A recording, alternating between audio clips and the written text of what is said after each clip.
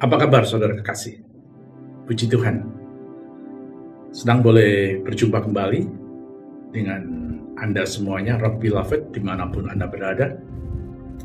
Dan hari ini saya ingin berbagi tentang satu tema yang baru, yaitu New Dimension, bagian yang pertama. Dimensi sebenarnya adalah dalam terjemahan bahasa Inggris dikatakan demikian. Are those things you want to track items whose attributes are usually non-numerical? Segala sesuatu yang Anda ingin tahu atau ingin Anda dapatkan, di mana semua item-item itu menunjukkan kepada sesuatu yang seringkali atau selalu tidak berbentuk angka-angka. Hari ini saya akan membawa kita semuanya ke dalam sebuah pemahaman tentang dimension daripada 3 hal yang juga ditulis oleh Rasul Paulus. Dimensi yang kita mau pelajari hari ini adalah tentang iman, harap, kasih. Atau kasih, harap, dan iman. Dan kita mau baca tentang dimensi ketiga hal ini di dalam 1 Korintus 13 ayat yang ke-13. 1 Korintus 13 ayat 13, demikian firman Tuhan, demikianlah tinggal ketiga hal ini, yaitu iman, pengharapan, dan kasih. Dan yang paling besar di antaranya ialah kasih. Yesus pernah berkata di dalam Matius 22 ayat 37. Jawab Yesus kepadanya, kasihilah Tuhan Allahmu dengan segenap hatimu dan dengan segenap jiwamu dan dengan segenap akal budimu. Itu hukum yang pertama. Kemudian ada hukum yang kedua, di ayat ke-39. Dan hukum yang kedua yang sama dengan itu ialah kasihilah sesamamu manusia seperti dirimu sendiri. Kasih itu ditunjukkan dan diwujudkan baik antara manusia dengan Tuhan dan manusia dengan sesamanya dan juga diri sendiri adalah selagi Anda dan saya hidup. Ketika nanti pada saatnya Tuhan memanggil kita kembali, maka di surga itu memang adalah sumber kasih, karena surga itu adalah pemerintahannya Allah sendiri. Kita tidak perlu mendefinisikan kasih lagi,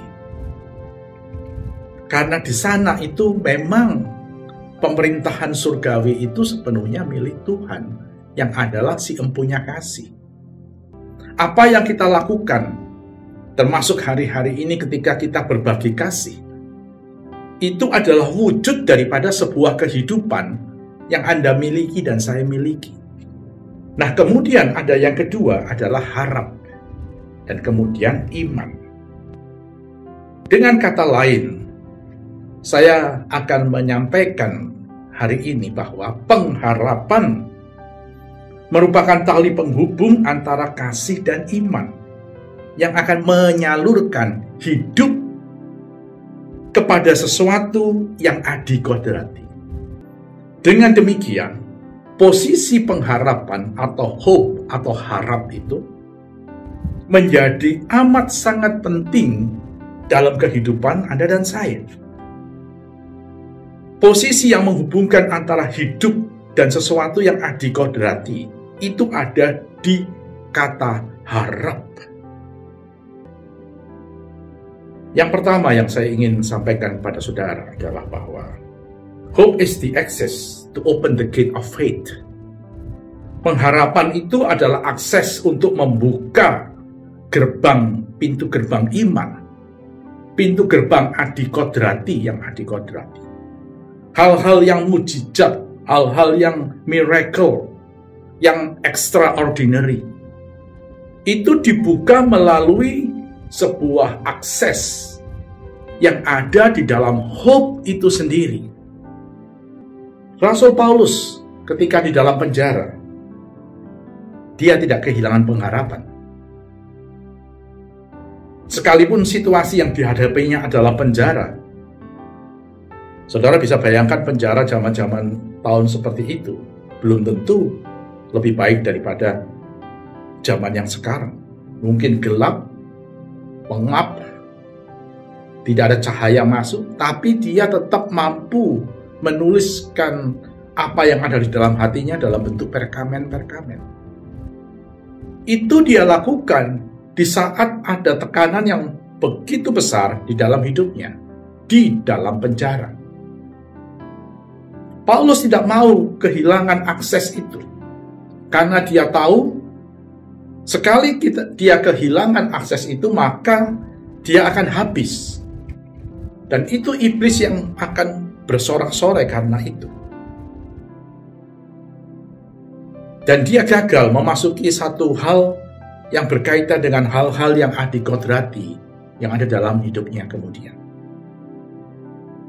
Karena itu di ayat yang kedua B dikatakan, poin yang kedua adalah rejoice in our hope. Yang pertama tadi bicara tentang akses yang ingin dihancurkan. Yang kedua adalah rejoice in our hope.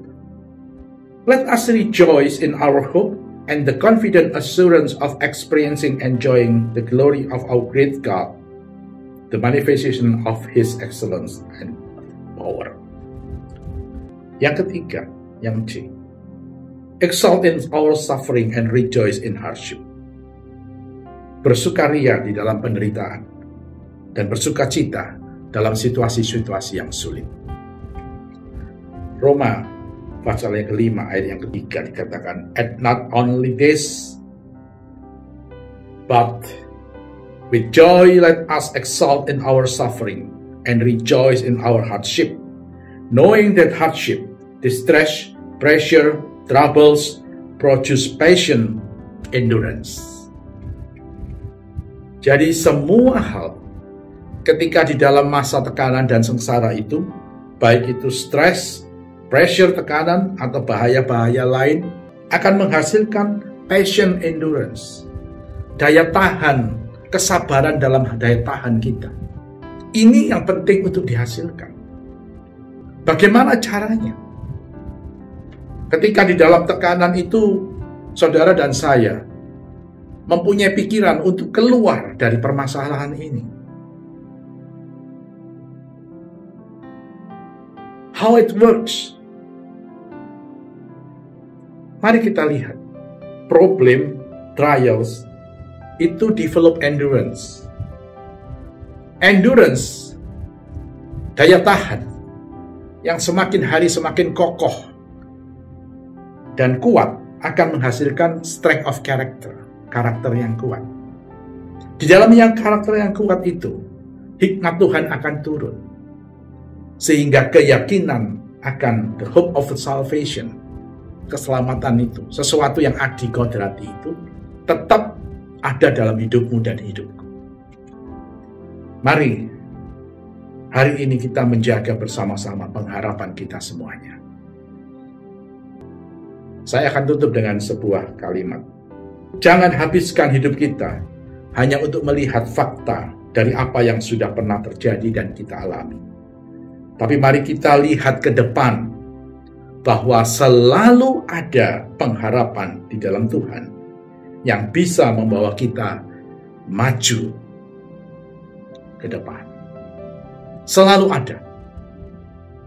Pastikan bahwa kata pengharapan itu tetap melekat, tidak pernah dicuri, diambil oleh siapapun dalam situasi dan keadaan apapun, untuk membawa kita selalu bisa maju ke depan dalam musim perubahan apapun juga. Amin. Tuhan Yesus memberkati.